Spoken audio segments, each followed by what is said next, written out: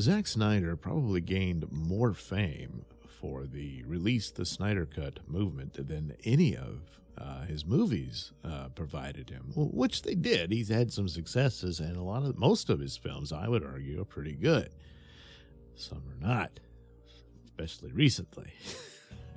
So I was very much on board with wanting to see his full version of the Justice League film, and was overjoyed when that happened. And so when his Netflix deals were announced, I had a lot of anticipation for it, a lot of curiosity, probably a little too much, which may have added to my disappointment in them, and that my expectations were better than perhaps they should have been. But that being said, yeah, I just Army of the Dead and Rebel Moon, I just thought were absolute failures.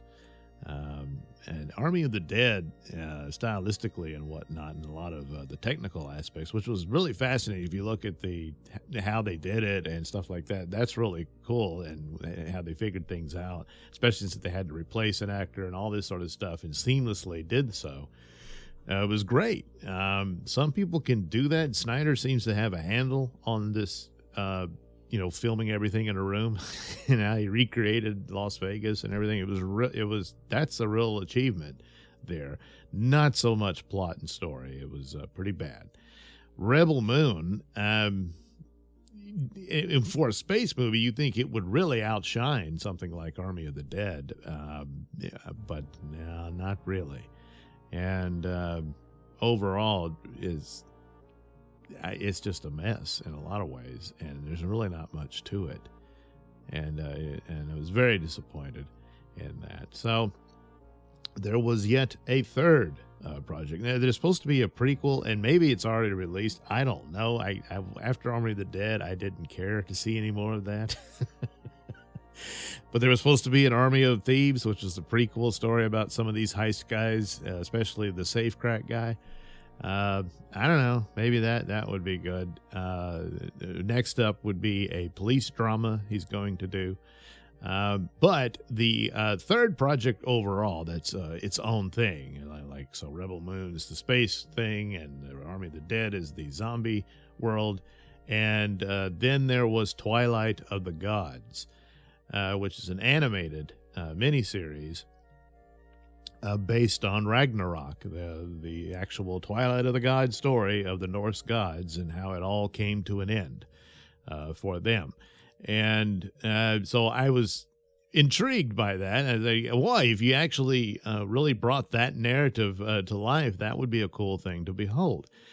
So I saw the first few images of it and everything, and I was like, well, it's maybe not the style I would have gone for, but in a way, it kind of evokes ancient storytelling and stuff like that. So I was fine with it. But then in the trailer, there's the toothpick-limbed girl just destroying a beast of a man. Like, yeah, I just don't believe that. There better be some explanation. Of course, it's a supernatural story. You're dealing with gods and monsters and all this sort of thing.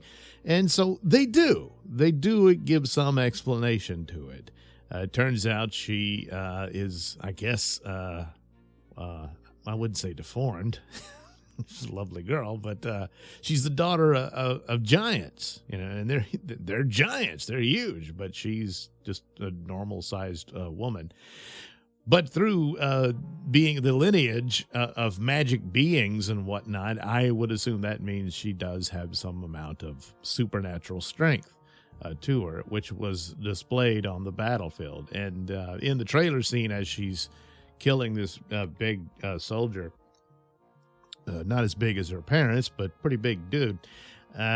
She's saving the life of a Viking king, and they become lovers instantly. He's smitten, and they're going to get married and all this sort of stuff. So, throughout the narrative, of course, he's more the girlfriend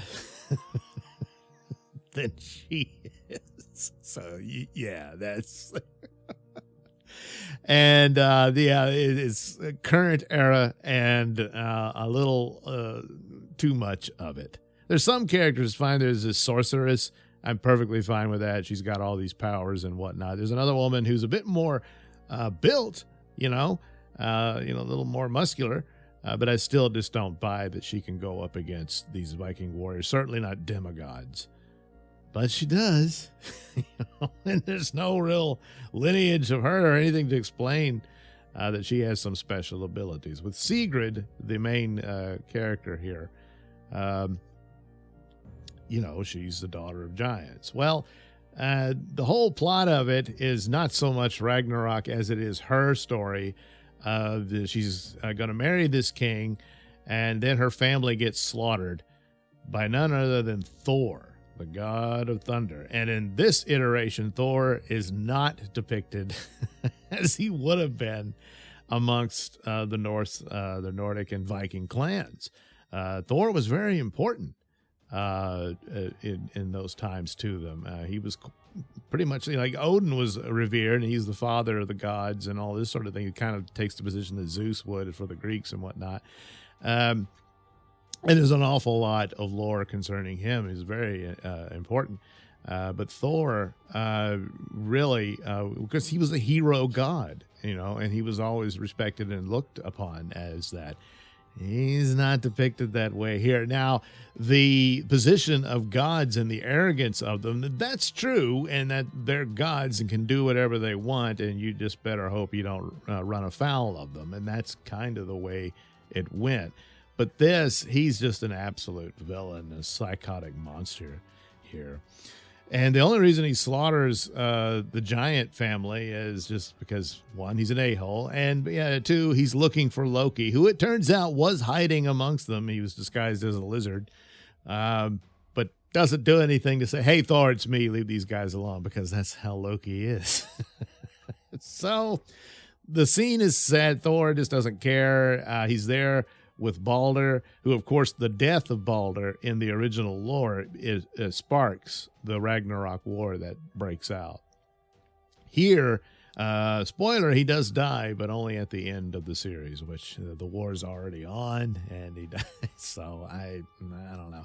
So anyway, so now Sigrid wants revenge, so Loki makes his move and decides to use her to get to Thor and to get his revenge. And also because all along the way, he's trying to prevent Ragnarok taking place, because there's a final battle between Thor and the Midgard serpent, and it turns out Loki's the father of the serpent, and he doesn't want the serpent to die, and so he's trying to prevent the death of his child and all this stuff. And so that's his plot. There's certain messages in it ultimately that you shouldn't depend on the gods, they're not worthy, and all this sort of thing. That's, you got to go on your own. There's a lot of interesting means by which the lore is presented, even though it's not directly accurate. I would have rather they'd followed more of that than they did. Certainly it wouldn't be exact, because that's just the nature of the medium and whatnot, whether it's animated or even live action, and so many episodes and so much time to deal with this or that. That's expected and understandable. To make it all about this, Supergirl and all that sort of thing. But certainly then you probably would introduce a character to be the human element that represents it, but then she's not human. Not at all, really. She just looks it. Yeah. So the depictions of the gods were interesting. I mean, like the Balder, if it was a Greek story, I would that would be how you would depict Apollo or someone like that. But anyway, he's just this glowing dude who floats around. Thor is Thor, but he's basically a caveman with a lightning hammer. That's what he is. It just doesn't give a crap about anybody. And all that. Although he, when Balder dies, he's all depressed and upset about it. So there you go. He had some feelings, The downside of it is it's just too much pansexuality, and it's just constant. And they detail the story. Once there's a team formed to help out Sigrid on her revenge. She's got her fiance. They find this guy who's a bard or whatever, and he's got some magic tricks. Then there's the sorceress, and then her wolf man type guy, and on and on. Another guy who can turn into a sea monster, and and they all had their stories and why they're pursuing this and what have you. But the bard guy, they introduce him. He's banging this chick, and then suddenly, he's getting banged too by her brother. Later on, he tells this story where he fell in love with this young man, and then they were found out by the man's father. And the young man turned on him and said he was, overtaken by him or whatever, accused him of, and so he decides to go trial by combat, and he wins. So they let him go, but it broke his heart, Well, at the penultimate episode or whatnot, he's in love with the sorceress, and it's like the love of his life. So, pansexuality and all that. So, but you just did the story where the love of his life. Okay. And then, Sigrid, of course, likes to play with the other team, and she and her boyfriend got this girlfriend that they like to share. Just on and on and on with that. It's okay, but it's a bit much. But as it goes, Odin, of course, he's spoken in whispers, and on some level, I can understand that. And then eventually you get to him, and he's depicted as 3 in 1. Yeah. Well, Odin had other aliases, and most notably was a lot of stories about him where he would travel the world and would basically solve crimes town to town, It's ahead of his time in that way. But his appearance was what inspired Gandalf in Lord of the Rings. That's basically what he looked like. So there's something to it. And, of course, Loki is constantly taking on the appearance of something else, all that kind of thing.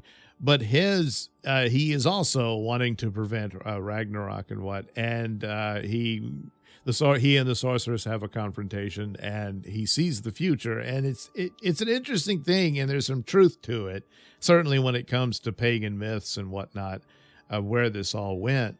And he has a vision of the future and what's going to happen.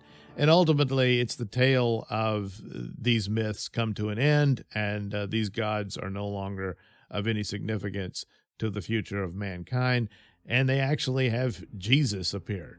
As what happened ultimately is the spread of Christianity.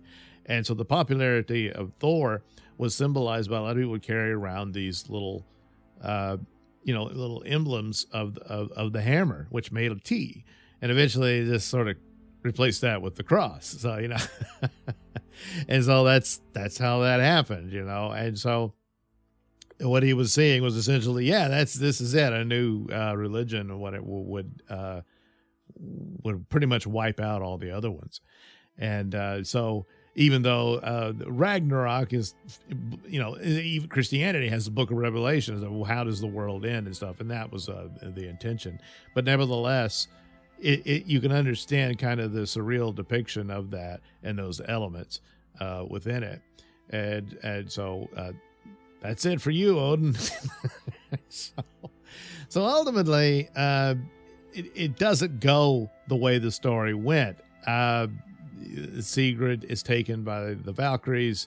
Both she and Thor are in Valhalla together, and it ends that way. That's not how the story was going. So I just, you prevented Ragnarok then. And it just went a different way. So, yeah, I don't know. I thought it would have been better to stay closer to the story. Usually what happens when you're countering a prophecy or whatnot is that when you're desperate to change it and prevent it from happening, you ultimately cause it to happen, which is kind of like, Anakin in the prequels, Star Wars. He's trying to prevent the ultimate outcome and ends up making it happen.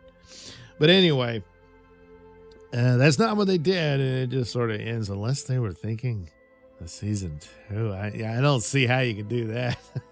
I don't think so. But oddly enough, despite the flaws in it,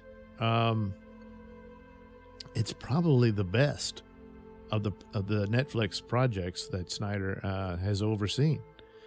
So I guess that's interesting of some sort, but it's a little too much of stupid stuff and bad stuff in it. Oh yeah, one other thing.